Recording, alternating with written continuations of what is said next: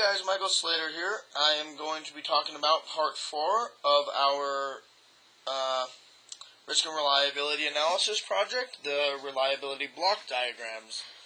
So I created my reliability block diagrams using BlockSim from the Relias Soft Synthesis package that Dr. Van Bossett recommended in class.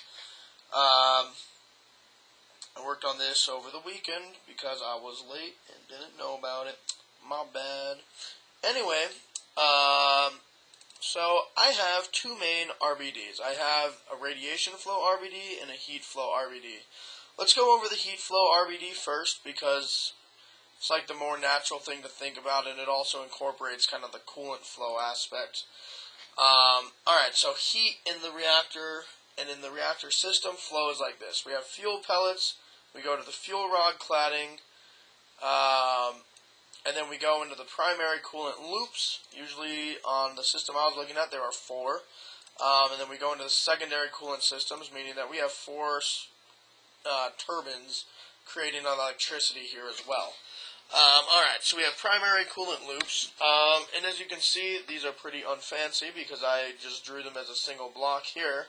But those actually transfer down to the coolant loop RBD I have here.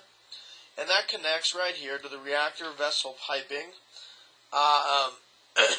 So the heat from the fuel rod goes into the reactor vessel piping. Then we go to the reactor outlet, the pressurizer, the steam generator. So the steam generator is essentially where the secondary system connects to our primary system. And we have heat transfer in the U-tube piping, right? So you have like a little pressure vessel, kind of cylindrical. Because clearly you can see that as I draw it with my mouse. And then about halfway, there's water. And below the water level are these U-tubes, which is just basically pipes that flow in the shape of U's back and forth. And above that is steam. And maintaining the proper steam level is ideal for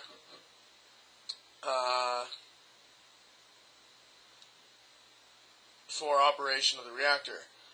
So after you go through here, we have steam generator outlet. Then we go to the primary coolant pump, which in itself is an extremely complex system. They're huge machines pumping tons of coolant. And so I'm not going to analyze that. I didn't create a separate RBD for that. And then we go back into the reactor. As you can see here, I decided to look at the pressurizer.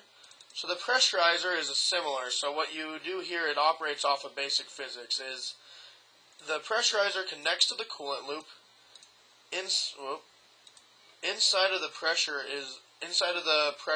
is water and steam. So you have similar thing here. So you have water coming through your coolant loop down here. Up here is your pressurizer. You have water. It's kind of like halfway up approximately. I think the ideal ratio is like 60% water, 40% steam under normal operating conditions. And then up here is steam. And you maintain the pressure by operating electrical heaters inside of the pressurizer, or inside of the pressurizer vessel. Maybe that's what I should have called this block, like pressurizer vessel. That probably would have been a better idea. Anyway, electrical heaters operating there. Then we have a spray nozzles that spray cold water if it gets too hot and there's too much pressure in the system, so we're trying to get the gas in there to contract. We have relief nozzles if there's too much pressure. We have safety nozzles and instrumentation. And if any of these fail, you can have problems with your pressurizer. But because the pressurizer inherently works off of basic physics, it should maintain for a while. I don't know what the set time is, but it should maintain pressure for a while in the system. Alright, so then we've got to talk about the radiation RBD. So, radiation in the system flows like this. Fuel pellets, fuel cladding, primary coolant loop, and then, right, it's supposed to go into the primary coolant loop. That's why we isolate it from the secondary system. And then we're expected to go out to here. Now, what I've drawn is what happens if it exceeds those boundaries. And we have a few things. First, we have the radiation isolation system, the hydrogen detection and suppression system, and the containment fan cooler system, which are all critical to maintain radiation, right? The radiation isolation system is actually trying to maintain radiation. The containment fan cooler system tries to keep the temperature in the building low so we don't have a high pressure buildup inside the containment building. And the hydrogen detection suppression system is there to prevent explosions from hydrogen release. And each of these two systems I've looked at a little bit more in depth.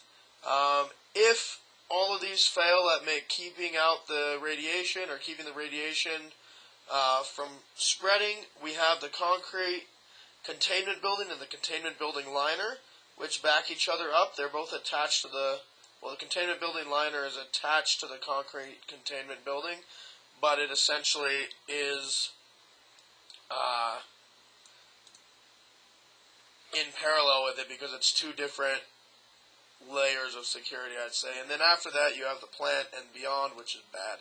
So we don't want that. But then the hydrogen detection and suppression system, that's why, okay. The hydrogen detection and suppression system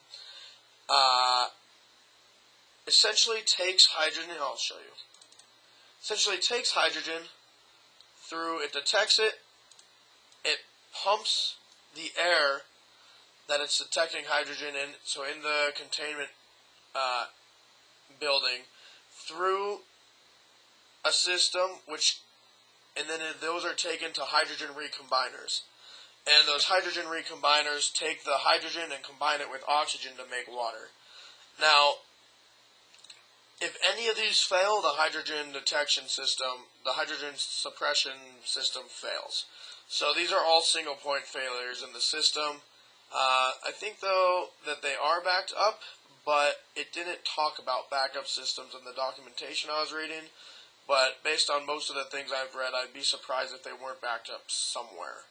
Or at least with something, maybe some sort of relief valve to let hydrogen out in case of an emergency. The other system that was on our radiation flow RBD was the containment fan cooler system.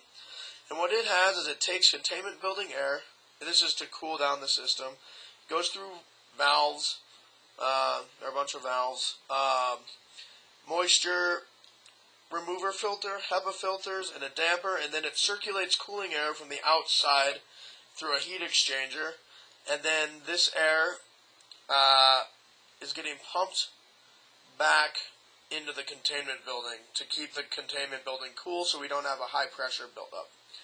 As we can see, if the fan motor fails, the fan fails, all of this fails. These are redundantly backed up as well, I believe, but the same thing as with the hydrogen detection and suppression system. There was not much documentation about how these were backed up, but I would be surprised if they weren't backed up at all. But I didn't include the backup because the documentation I had didn't give me reason to. So that's my RBD. And I guess the main single point failures come in the components themselves rather than in the main systems, right? All these primary coolant loops are backed up, but there are single point failures inside of the primary coolant loops. One of the things I didn't talk about was electricity. Electricity is a single point failure for like the whole plant. Everything shuts off. It's backed up by generators, but if those generators fail, everything fails as well. So I think I'll end it there. See you all soon.